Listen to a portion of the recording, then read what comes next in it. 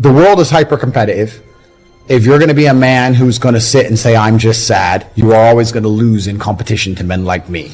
No. And there has to be losers for there to be winners. I am tired of sympathy. Sympathy doesn't work for anybody. I'm not going to sit here and be sympathetic for people who say they're too sad to try hard and be their best. Guess what?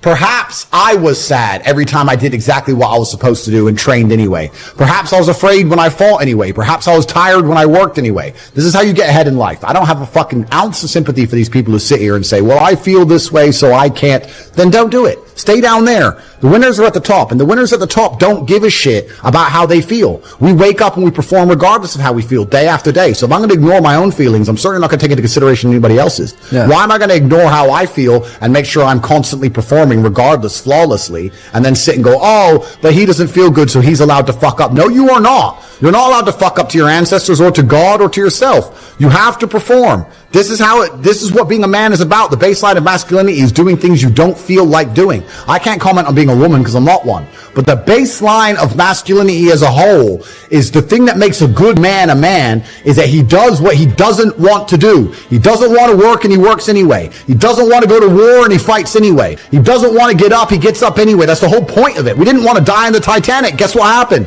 We died in the Titanic. You can't sit there as a man and say you don't feel like it. You're not allowed to not feel like it. You're supposed to do it anyway, regardless. Yeah. So when a man sits there and says, oh, but you don't understand, I'm struggling with motivation. If you are struggling with the motivation to be a winner, then stay a fucking loser. No problem. Stay a loser. Don't care. Because in my circle, there's no losers around me. Your energy is disgusting. I find it revolting. I don't like weakness around me, even near me. Even people coming up saying hello to me. If you're depressed, don't even shake my hand. I do not have time for losers on any regard. Winners only. Yeah. But motivation isn't real. Everyone says this. Motivation is not real. Discipline's real. I do not feel like training, but I still train because I'm a disciplined individual. You don't get to go through life only doing the things you feel like doing. Do you know who gets to do that? Women. Beautiful women. Beautiful women get to do what they feel like doing. As a man, you have to do the things you're supposed to do because what we said earlier is absolutely true. It's player versus player, my friend. Now, if I wake up, I've already got this massive head start over you in life and nearly every genetic gift, plus all my finances, plus my network. And I wake up and I decide, even though I don't feel like working, I'm going to work my ass off. And you wake up way down there, a peon, and you can't be bothered to work. What chance do you have against men like us? You don't stand a chance. You can't get the girl. We'll take the girl off you. We'll bankrupt your ass. We'll kick you out your house. You name it. You don't stand a chance. Now, if you're going to wake up and look in the mirror and understand that you're absolutely not only crushable, that you're a rabbit and that lions exist, and that's not going to motivate you to do something about it, then you're a lost cause. And there's no point in asking us a question. You know exactly what you need to do. If you want to stay killable, then stay killable. But I can't live that way. I would refuse to live that way. It's a disgrace to my bloodline. It's a disgrace to my parents who struggled to raise me for me to be anything other than the best version of myself. That's honor. I have honor to my last name and to my ancestry. It would be disgusting for them all to have fought saber-toothed tigers so I can wake my lazy ass up, jerk off all day, and ask on YouTube how I can stop being a fucking loser. You understand where I'm coming from? Oh, 100%. So this is down to you, my friend. And listen, you may feel fired up for 10 minutes after this little talk, but you're not going to feel fired up forever. You need to put systems in place. You need to get discipline. And like Justin says, you need to get an atmosphere of people around you who are going to keep you accountable and not make it easy for you to continue to be a fucking nobody. And then you're going to fix your life. Otherwise, you're going to stay a nobody. Life as a man is exceptionally difficult.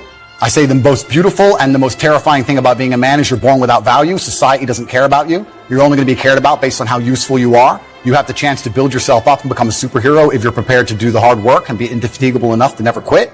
But if you're going to stand around and wait for a handout, nobody's going to ever respect you. And I think that a lot of people have forgotten about how difficult and how competitive it is as a man. We're always in constant competition with each other. And it's your duty as a man to stand up and say, I want to be as important and strong and good-hearted and God-fearing as possible. And I need to work hard to achieve those things. And the dangerous thing about overly emotional men is that they're dangerous. They're genuinely dangerous. This is what's crazy.